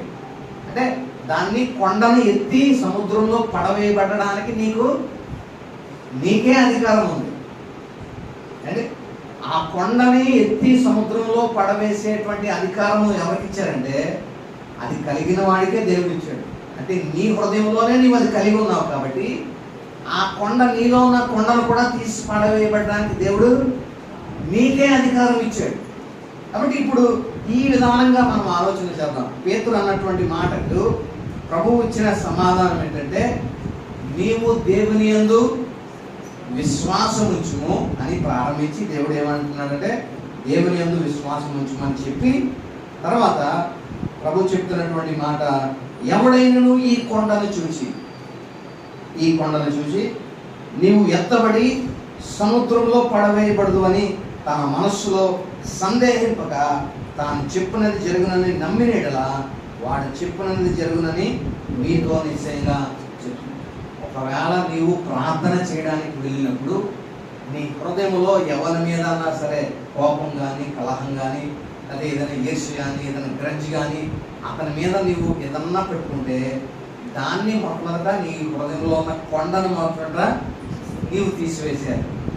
ఆ కొండని నువ్వు తీసివేయాలంటే నీవు చేయవలసింది ఏంటంటే ఈ కొండను ఇక్కడ నుండి సముద్రంలో పడవేయబడు 23వ వచనాన్ని మనం అప్లై చేయాలి. ఎవడైనా ఈ కొండను చూసి, అంటే మన హృదయంలో ఉన్నటువంటి ఆ ఈర్ష్యని కానీ ఆ గ్రడ్జ్ని కానీ కోపాన్ని కానీ నీవు ఎత్తబడి సముద్రంలో పడవేయబడదు అని చెప్పి తన మనస్సులో సందేహింపక తాను చెప్పినది జరిగినని నమ్మిన యెడల.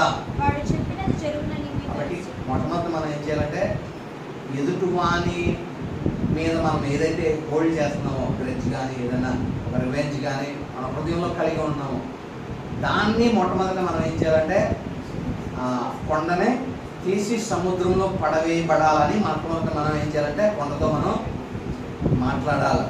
అంటే దాని అర్థం ఏంటంటే ఇండైరెక్ట్గా అతని మీద ఉన్నటువంటి ఆ గ్రడ్జ్ని తీసివేసుకోవాలి, అతని మీద ఉన్న కోపాన్ని తీసివేసుకోవాలి, అతని మీద ఉన్న ఈర్ష్య కానీ ఏదైనా కోపాన్ని కానీ మొట్టమొదటి దాన్ని మనం మొదట తీసివేసుకుంటే అప్పుడు పరలోకమందు ఉన్న మీ తండ్రి కూడా మీ పాపాలను దేవుడు క్షమిస్తాడు అనేటువంటి అర్థాన్ని ఇస్తా ఉంది. చూడండి, ఈ అంజూరపు చెట్టు ఎండిపోవడానికి కారణము కనుక మనం ఆలోచించేస్తే, ఎప్పుడు ఒక చెట్టు ఎండిపోతుందంటే దానిలో జీవము లేని సందర్భంలో ఆ చెట్టు ఎండిపోతుంది. జీవం ఎప్పుడైతే పోతుందో చెట్టులో అది ఆటోమేటిక్గా ఎరువుతో సహా ఎండిపోతుంది. అంటే ఈ చెట్టు ఎవరికి సాదృశ్యం అని చెప్పాము? ఇశ్రాయేలు రాజ్యానికి సాదృశ్యం. ఇశ్రాయేలు రాజ్యము పతనం అవ్వడానికి లేకపోతే ఎండిపోవడానికి కారణం ఏంటంటే చెట్టులో ఉన్నటువంటి జీవము పోతే ఆ చెట్టు ఎలాగైతే ఎండిపోతుందో, ఇశ్రాయేలు వారిలో ఉన్నటువంటి ప్రజలలో ఉన్నటువంటి దేవుని జీవము ఎండిపోయినప్పుడు ఆ రాజ్యము, ఆ చెట్టు ఎలాగైతే ఎండిపోయిందో ఈ రాజ్యం కూడా నశించిపోయేటువంటి ఆ పరిస్థితి ఏర్పడుతూ ఉంది. దేవుని జీవము ఎప్పుడు ప్రజల్లోనికి రాదంటే నీ జీవితంలో కొండలు అడ్డుగా ఉన్నప్పుడు దేవుని జీవము మనలో ప్రవహించదు. దేవుని ముఖాన్ని మన ముఖానికి మధ్యగోడగా యెషయా భక్తుడు చెప్పినట్లుగా అడ్డుగోడగా ఏముందంట? ఒక పాపము అడ్డుగోడ వలె నిలిచింది. మన దేవుని మన ముఖానికి మధ్య పాపము అడ్డుగోడగా ఎలా నిలిచిందో, దేవుని జీవము మనలో ప్రవహించడానికి మనము ఆకులు తర్వాత మనం ఫలములు ఫలించాలంటే దేవుని జీవము మనలో ప్రవహించాలి. ప్రియుల, దేవుని జీవంలో మనలో ప్రవహించకుండా మనల్ని అడ్డుకోవడానికి మధ్యలో ఏమి ఏర్పడినాయి అంట? మనము ఇతరుల మీద పెట్టుకునేటువంటి గ్రడ్జెస్ ఏమైతే ఉన్నాయో, ఇతరుల మీద మనం పెట్టుకునే కోపం ఏదైతే ఉందో, ఇతరుల మీద మనం పెట్టుకునే రెవెన్యూ ఏదైతే ఉందో అది కొండలాగా అది ఏర్పడి దేవుని జీవాన్ని ప్రవాహాన్ని అది అడ్డుకుంటా ఉంది. కాబట్టి మొట్టమొదట మనం ఏం చేయాలంటే దేవుని జీవాన్ని అడ్డుకుంటున్నటువంటి కొండలు మన మధ్యలో ఏమైతే ఉన్నాయో దాన్ని మనము మొట్టమొదట తీసివేయాలి. ప్రభు చేసిన కార్యం కూడా అదే. ఏంటి ఆ కార్యం ఏంటంటే దేవుని జీవము మనుషుల్లోనికి ప్రవహించకుండా వీళ్ళు అడ్డుకుంటా ఉన్నారు. ఎవరు? శాస్త్రులు, పరిసయ్యులు, లేకపోతే ప్రధాన యాజకులు. వారు అక్కడ ఒక వ్యాపారంలాగా దేవుడు దాన్ని తయారు చేశారు, దొంగల గోడుగా దాన్ని తయారు.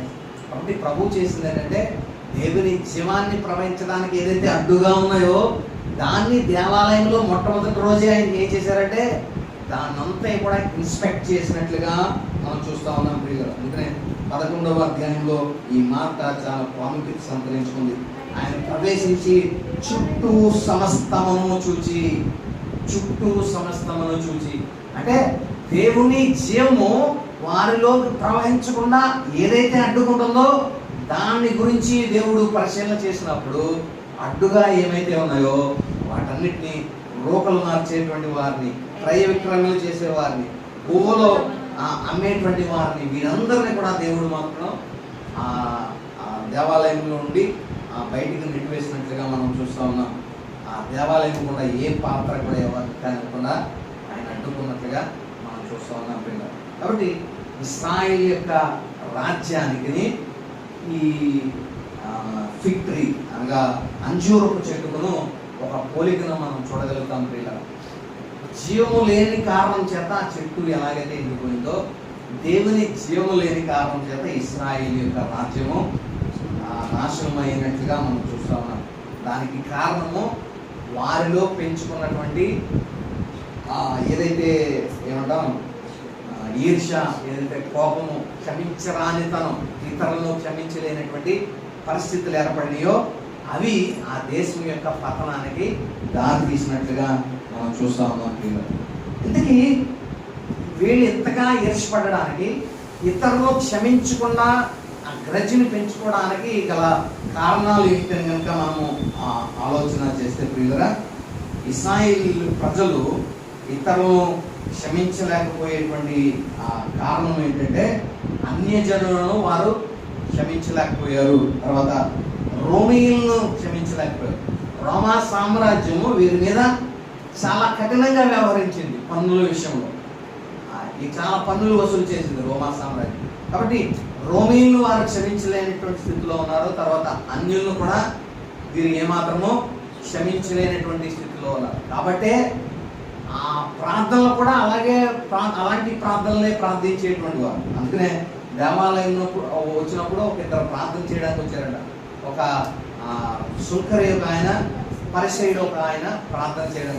పరిసయ్యుడు చేసేటువంటి ప్రార్థన ఎలా ఉండిందంటే మనం చూస్తాం లూకాసు వార్తలో 18 వచనంలో, ప్రాముఖ్యంగా 11వ వచనంలో మనం చూస్తే చదువుంది. లూకాసు వార్త 18:11. పరిసయ్యుడు నిలబడి ఇలా ప్రార్థన చేస్తున్నాడు. ఎవరి? దేవా, నేను చోరులను, అన్యాయస్తులను, వ్యభిచారులైన ఇతర మనుషుల వలెనైనను ఈ సుంకరి వలెనైనను ఉండనందుకు నీకు కృతజ్ఞతాస్తుతులు చెల్లించుచున్నాను.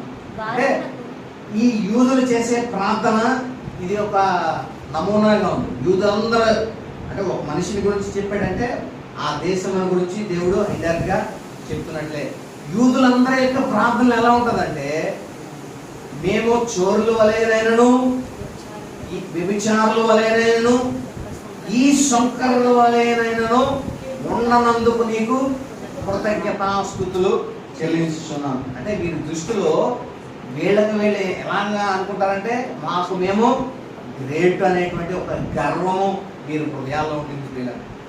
వీళ్ళలాగా మేము లేనందుకు, ఈ పాపుల వలె, ఈ వ్యభిచారుల వలె, ఈ శంకరుల వలె మేము లేనందుకు నీకు కృతజ్ఞతాస్తుతులు చెల్లిస్తాను అనేటువంటి మాట చెప్పడం మనం చూస్తాం. అంటే వీళ్ళు ఇలాంటి పాపాలు చేసేటువంటి వారిని వీరు ఎంత మాత్రమో క్షమించేటువంటి పరిస్థితి వీరికి లేదు. అంటే ఎందుకంటే మేము అలాగ లేవు, మేము ఎలా పాపం చేయట్లేదు, ఇలాగా వ్యభిచారం చేయట్లేదు, మేము ఈ యొక్క శుంకరలాగా మేము జీవించట్లేదు. అలా ఉన్నందుకు మనం నీకు కృతజ్ఞతాస్తుతులు చేయాలి. అంటే వీళ్ళు వీరిని బోస్ట్ చేసుకుంటున్నట్లుగా, వీళ్ళు వీరిని మెప్పించుకుంటున్నట్లుగా వీళ్ళు జీవితాలను మనం చూస్తూ ఉన్నాం.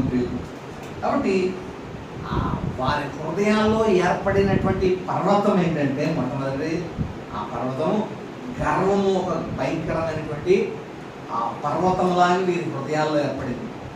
గర్వం, ఇతరులను క్షమించలేనటువంటి గర్వం ఏర్పడింది వీరి హృదయాల్లో. మేము చోర్లు వలే లేము, దొంగల వలే లేము, వ్యభిచారుల వలే లేము, ఆఖరికి శుంకరలాగా కూడా మేము లేము.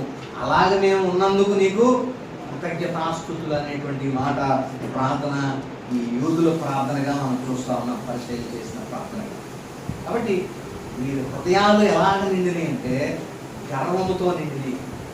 గర్వము వీరి హృదయాల్లో కొండల్లాగా పెరిగిపోయి ఉన్నాయి. కాబట్టి మొట్టమొదట ఏం చేయాలంటే మీరు హృదయంలో నుండి ఈ గర్వం అనేటువంటిది మొట్టమొదటిగా గర్వం అనేటువంటి కొండలను మొదట తీసివేసుకోవాలి. కాబట్టి ఆ గర్వం అనేటువంటి కొండ పోవాలంటే మొదట మీరు ఏం చేయాలంటే ప్రార్థన చేయడానికి మీరు నిలబడినప్పుడు మొట్టమొదట మీలో ఉన్నటువంటి ఏదైతే కొండ అడ్డుగా ఉన్నాయో వాటిని కొండను తీసివేసి సముద్రంలో పడవేయబడి అని సందేహింపగా ఎవడైతే చెప్తాడో వాని ప్రార్థన అంగీకరింపబడుతుంది మొదలుగా అని ప్రభు చెప్తా ఉన్నాడు. అందుకనే ప్రారంభ మాట ప్రభు పేతురుతో చెప్పిన మాట ఏంటంటే నీవు దేవుని యందు విశ్వాసం ఉంచుము. దేవుని యందు మనం దేనికి విశ్వాసం ఉంచుతామంటే మన పాపములైనా పరిహరించగలడు అనేటువంటి నమ్మకం మనం ప్రభువునందు ఉంచగలుగుతాం ప్రియులు. కాబట్టి దేవుని యందు మనం ఉంచేటువంటి నమ్మకం ఏంటంటే మన పాపముల నుండి ఆయన రక్షిస్తాడు అనేటువంటి నమ్మకం మాత్రమే మనం ఆ దేవుని యందు మొట్టమొదటిగా ఉంచుతాం ప్రియులు. కాబట్టి దేవుని యందు నమ్మకం ఉంచడం అంటే ఏంటంటే దాని అర్థం ఏంటంటే మా పాపములను నీవు క్షమిస్తావు అని మనం దేవుని నమ్మడం. ఎప్పుడు దేవుడు మనల్ని క్షమిస్తాడంటే దానికి ఇంకొక అటాచ్మెంట్ పెట్టాడు ప్రభు. నీవు ప్రార్థన చేసినప్పుడు ఎప్పుడైతే నీవు ఎదుటి వ్యక్తి మీద నువ్వు ఏదైతే ఆ కోపము, కలహము, ఆ గ్రడ్జ్ ఇది పెట్టుకున్నావు, క్షమించలేనటువంటి స్థితి పెట్టుకున్నావో దాన్ని మొదట ఆ ఎదుటి వ్యక్తిని నువ్వు క్షమించగలిగితే నీ పరలోకమందున్న నీ తండ్రి కూడా నీ పాపములను క్షమిస్తాడు. ఇందాక ఏంటంటే ఆ పరలోక ప్రార్థనలో దేవుడు చెప్పిందే మా రుణస్తులను మేము క్షమించిన ప్రకారం మా రుణములను నీవు క్షమించు, అంటే మా పాపములను మేము క్షమించుకున్న ప్రకారం, అంటే మాలో ఒకరి ఎదుట ఒకరు మేము చేసుకున్నటువంటి అపరాధాలను మేము ఎలాగైతే క్షమిస్తున్నామో అలాగే నీవు కూడా మా అపరాధాలను పరలోకంలో తండ్రి నీవు అలా క్షమించున్నాను. మేము ఒకరి ఎదుట ఒకరు చేసుకున్న అపరాధములను మేము క్షమించలేకపోతే నీవు కూడా అలాగా క్షమించొద్దు అని మనం ఇండైరెక్ట్గా ప్రార్థన చేస్తున్నాడు. కాబట్టి ఆ ప్రార్థన మనకి ఎప్పుడు ఉపయోగకరంగా మనకు ఉంటుందంటే ఇతరులను మనం ఎప్పుడైతే క్షమించడానికి మనం ముందుంటామో అప్పుడు పరలోకమందున మన తండ్రి కూడా ఇతరులు మన యొక్క పాపమును కూడా దేవుడు క్షమించడానికి ముందుండేటువంటి వాడు ప్రియులు. కాబట్టి ఈ వృత్తాంతం ఇదంతా కూడా ఎప్పుడు జరిగిందంటే యేసుక్రీస్తు ప్రభువారు ఆయన యెరూషలేము పట్టణానికి ఆ గాడిద మీద ఊరేగుతూ వచ్చిన తర్వాత నుండి జరిగిన కాన్సిక్వెన్సెస్గా మనం చూస్తూ ఉన్నాం ప్రియులు. ప్రభు దేవాలయంలోకి గాడిద పిల్లల మీద ఊరెగుతూ వచ్చారు. వస్తున్నా జయము అనే మంటలో కలిసి ప్రభుని స్తుతించడం అదంతా మనకు మరి విన్నదే ప్రియుల. దాని తర్వాత జరిగినటువంటి సంఘటన ఇది అంజూరపు చెట్టును ప్రభువారు శపించడం మనం చూస్తాం. అంజూరపు చెట్టు ఇశ్రాయేల్ దేశాన్ని సూచిస్తూ ఉంది. దేవుడు ఇశ్రాయేల్ దేశాన్ని శపించడానికి కారణం ఏంటంటే ఆ ఇశ్రాయేల్ దేశము ఒక కొండను అది కలిగి ఉంటుంది. వారి హృదయాల్లో కొండలు కలిగి ఉన్నారు. ఆ కొండలు ఏంటంటే గర్వం, ఇతరులను క్షమించలేనటువంటి గర్వం వాళ్ళు కలిగి ఉన్నారు. కాబట్టి ఆ కొండలు మొట్టమొదటి వారి హృదయాల్లో నుంచి పోవాలంటే కొండలు అనేది కనాలంటే ఆ కొండ అనేది కనాలంటే దినదినము మనం ఆ వ్యక్తిని క్షమించలేకపోయే దినదినము గడిచేపోతే కొండ ఏమవుతుంది కదంటే పెరిగిపోతూ ఉంటుంది పిల్లలు. ఎంత ఎత్తుగా ఎదిగిపోతుందంటే మరి దేవుని యొక్క ప్రవాహాన్ని, దేవుని యొక్క జీవాన్ని మనలోనికి రాకుండా అది కొండ అటువంటి రీతిలో అది ఆపివేస్తుంది. కాబట్టి మరి యాజ్ ఎర్లీ యాజ్ పాసిబుల్ ఆ వ్యక్తిని మనం క్షమించడానికి మనం సిద్ధపడాలి అనేటువంటిది మనం నేర్చుకోవాలి. కాబట్టి ఈ కొండను ఎత్తబడి సముద్రంలో పడవేయబడడం యొక్క ఆంతర్యం ఏంటంటే దేవుడు ఏదో ఒక నేను ఇలా చేస్తున్నాను కాబట్టి మీరు కూడా విశ్వసిస్తే మీరు కొండలను కదిలించేస్తారు, మీరు సముద్రాలను పాయలు చేస్తారు, లేకపోతే మీరు ఉన్నది లేనట్టుగా లేదు ఉన్నట్లుగా చేస్తారు, దానికోసమే మీరు విశ్వసించండి అని ప్రభు ఇక్కడ ఏం చెప్పట్లేదండి. దాని ఆంతర్యాన్ని కాంటెక్స్ట్ని మనం తీసుకుందాం. ఈ రెండు మాటలు, ఈ 3 వచనాలు 21 నుంచి 24 వచనాల యొక్క కాంటెక్స్ట్ తీసి మాట్లాడితే వేరే అర్థం వస్తుంది ప్రియులు. అదేదో మిరాకిల్ ఈవెంట్ని చేయడానికి లేకపోతే సపోర్ట్ చేసేటట్లుగా మెసేజ్ మారిపోతుంది. కానీ ఇక్కడ కాంటెక్స్ట్లో పెట్టి మనం మాట్లాడినప్పుడు ప్రభువారు నా యందు విశ్వాసం ఉంచుమని ఎందుకు చెప్తున్నారంటే, మనం దేవుని యందు దేనికి విశ్వాసం ఉంచుతామంటే ఆయన మన పాపములను క్షమించి మనము రక్షించగలిగిన సమర్థుడని మనం దేవుని యందు విశ్వాసం ఉంచుతాం. కాబట్టి మనం పాపములు క్షమింపబడాలంటే మొట్టమొదటి ఏం చేయాలంటే, నా యందు విశ్వాసం ఉంచుము, ఈ కొండను తీసివేసి సముద్రంలో పడవేయబడమంటే పడవేయబడతాది అని ప్రభు చెప్పడం ఆంతర్యం ఏంటంటే, నా యందు విశ్వాసం ఉంచేవాడు నేను మిమ్మల్ని క్షమిస్తానని మీరు ఎలాగైతే ఆశిస్తారో అలాగ మీరు కూడా మీలో ఉన్నటువంటి కొండలు, ఇతరుల మీద హోల్డ్ చేస్తున్నటువంటి ఆ గ్రెడ్జెస్, ఆ క్షమించరానిటువంటి స్థితిని మీరేం చేయాలంటే మొట్టమొదటి ఇతరులను క్షమించండి. మీరు ప్రార్థన చేయడానికి నిలబడినప్పుడల్లా ఇతరులను మీరు క్షమించండి. అప్పుడు పరలోకమందున్న మీ తండ్రి కూడా క్షమిస్తాడు. అలాగా ఈ ఇశ్రాయేలీయుల దేశము దేవుని యొక్క జీవాన్ని కోల్పోవడానికి కారణం ఏంటంటే, తన పొరుగువారైనటువంటి చూడండి ఆ శుంకరలు అసలు ఇది దగ్గరికి రాను. చూడండి ఆ సమరయులు కానీ శుంకర్లు కానీ ఈ పాపం చేసినటువంటి వారు అంటే వీళ్ళ దృష్టిలో వీళ్ళు ఆధ్యాత్మికంగా మేము ఎంతో గ్రేట్ అనేటువంటి స్థితిలో తమకు తాము ఆలోచన చేస్తూ ఉంటారు. అందుకనే ప్రభు అంటున్నారు, మీరు మీ పాపములను మొట్టమొదట ఇతరులు మీరు పెట్టుకున్న ఆ గ్రజ్ ఏదైతే ఉందో దాన్ని మొట్టమొదట మీరు క్షమించండి. అప్పుడు పరలోకమందున మీ తండ్రి కూడా మీ పాపాలను క్షమిస్తాడు అనేటువంటి విషయాన్ని చెప్తాను. కాబట్టి యేసుక్రీస్తు ప్రభువారు ఆయన ఏమంటాం ట్రయంపుల్ ఎంట్రీ అంటారు. అంటే యేసుక్రీస్తు ప్రభు యెరూషలేం పట్టణానికి ఒక రాజుగా ప్రభువు రావడానికి గల కారణం ఏంటంటే, ఇదే మొట్టమొదటి ప్రధానమైనటువంటి కారణం. ఒకటి, లేఖనము నెరవేరడానికి ప్రభువారు ఆ విధంగా గాడిద పిల్లల మీద ఎక్కువ వచ్చారు.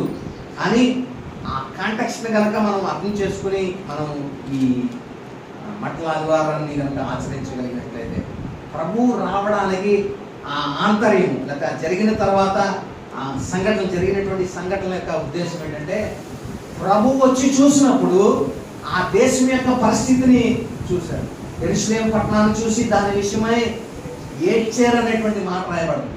ఎందుకు ప్రభు ఏడవలసి వచ్చిందంటే, ఆ ప్రభు యొక్క రాకను వారు గుర్తించలేకపోయారు. నశించిన దాన్ని వెదకి రక్షించడానికి మనిషి కుమారుడు ఈ లోకానికి వచ్చాడు. కాబట్టి ఆ ప్రభునందు మనం విశ్వాసం ఉంచాలి. ప్రభునందు విశ్వాసం ఉంచి మనం ఏం చేయాలంటే, మన ఎదుట మన సహోదరులు ఎవరైనా వారి మీద మనం ఏదైనా మన ఎడల అపరాధం చేసినప్పుడు మనం వారిని ఏం చేయాలంటే ఇమ్మీడియట్గా క్షమించాలి. అలా క్షమించినప్పుడు పరలోకమందున తండ్రి కూడా మిమ్మల్ని క్షమిస్తాడు. తద్వారా మీరు రక్షింపబడతారనేటువంటి ఒక సత్యాన్ని దేవుడు ఈ మార్కు సువార్త 11వ అధ్యాయంలో మనం చూడగలుగుతాం. కాబట్టి మొట్టమొదటిగా మనం అంగీకరింపబడాలంటే దేవుని ఎదుట మనం క్షమింపబడాలి. మనం క్షమింపబడాలంటే మనం ఇతరులు మన ఎడల చేసినటువంటి అపరాధాలని మనం ఏం చేయాలంటే క్షమించాలి. మనం క్షమించినప్పుడే దేవుడు క్షమిస్తాడు. అప్పుడు మనం అంగీకరింపబడాలి. కాబట్టి పిల్లల ఇతరులను మీద ఏ విధమైనటువంటి గ్రడ్జెస్ కానీ ఏ విధమైనటువంటి ఇవి పెట్టుకోకుండా దేవుని యొక్క దేవుని యొక్క విశ్వాసం ఉంచి మరి ఇతరులను క్షమించి దేవునికి జీవాన్ని మనలో ప్రవహించకుండా ఉన్నటువంటి గర్వపు కొండలు ఏవైతే ఉన్నాయో వాటిని తీసి పడవేయబడినని మనం మొట్టమొదట సందేహింపక ఎప్పుడైతే మనం విశ్వాసంతో ఈ కొండ ఈ గర్వం తీసి పడవేయబడిగా కానీ మనం ఎప్పుడైతే వాటితో మాట్లాడి వాటిని తీసివేస్తామో దేవుని జీవములో ప్రవహించడానికి అవకాశం ఉండదు పీట. అలా కనుక చేయలేకపోతే దేవుని జీవము ప్రవాహం లేకుండా ఆ చెట్టు ఎలాగైతే జీవము లేని కారణం చేత అది ఎలాగైతే ఎండిపోయిందో మనం కూడా మన జీవితాలు అలాగా అయిపోయేటువంటి ప్రమాదం ఉందని గుర్తెరిగిన వారమై మనం చేయవలసింది ఏంటంటే దేవుని ప్రవాహం మనలో ప్రవహించడానికి దేవుని సన్నిధిలో మనం కూడా ఇతరులను క్షమించాలని ప్రభు పేట మనం చేస్తున్నాం. అలా చేయడానికి ప్రభు తన కృపా సహాయం మనకు అనుగ్రహించిన కాక ఆమె. చిన్న ప్రార్థన చేసుకున్నాం. పరిశుద్ధుడు ముఖ్యంగా ప్రేమించిన మా ప్రియ నిమిషాలు మీ వాక్కు ద్వారా మీరు మాతో మాట్లాడేది వందనాలు. నేనా ఇస్రాయేల్ ప్రజలను చూసినప్పుడు దాని విషయమై మీరు ఏడ్చారు. నేనా ప్రభు రాజు వారి మధ్యన దాన్ని దర్శించినటువంటి ఆ కాలాన్ని అది ఎరగకుండానట్లుగా మరి ఆ విషయమై మీరు ఏడ్చినట్లుగా మేము చూస్తా ఉన్నాం. నిజమే, మీరు మమ్మల్ని దర్శించినప్పుడు, మీ వాక్యం చేత మీరు మమ్మల్ని దర్శించినప్పుడు ఆ వాక్యమును మేము ఎరగకుండా, వాక్యమును వాక్యానుసారంగా మేము జీవించకుండా మేము ఉన్నప్పుడు మా పరిస్థితులు కూడా ఆ అంజూరపు చెట్టు ఏ విధంగా అయితే ఎండిపోయిందో మా బ్రతుకులు కూడా అలాగే అవుతాయని మీరు వాక్యం ద్వారా మమ్మల్ని హెచ్చరించినందుకు మీకు స్తోత్రం. ఇక్కడ కూడిన మేమందరము మా హృదయాలు ఏ విధమైనటువంటి గర్వపు కొండల్లో పెట్టుకుని నీ జీవాన్ని కోల్పోయే వారంగా మేము ఉండకుండానట్లుగా మొదట ఆ కొండలను మేమందరము సందేహింపక మీ అందు విశ్వసించిన వారమై ఈ కొండ వెళ్ళి సముద్రంలో పడవేయబడిందని సందేహింపక చెప్పినప్పుడు అది ఎలాగ జరుగుతుందో అలాగ మీకును జరుగుతుందని సెలవిచ్చారు. నిజమే, మేము సందేహింపక ఇతరులను ఎప్పుడైతే మేము క్షమిస్తామో పరలోకమందున నీవును మమ్మల్ని క్షమిస్తామని వాక్యం ద్వారా మాతో మాట్లాడినందుకు వందనాలు. ఆ ప్రకారంగా మేమందరం జీవించడానికి జీవము కలిగిన వారమై మా కాలం ముందు మేము ఫలించే చెట్టు వలె ఉండడానికి ఈ ప్రత్యేకమైన కృపా సహాయాన్ని మీరు మాకు అనుగ్రహించమని యేసుక్రీస్తు పరిశుద్ధ నామమున స్తుతించి ప్రార్థించి వేడుకొంచున్నాము తండ్రి. ఆమేన్.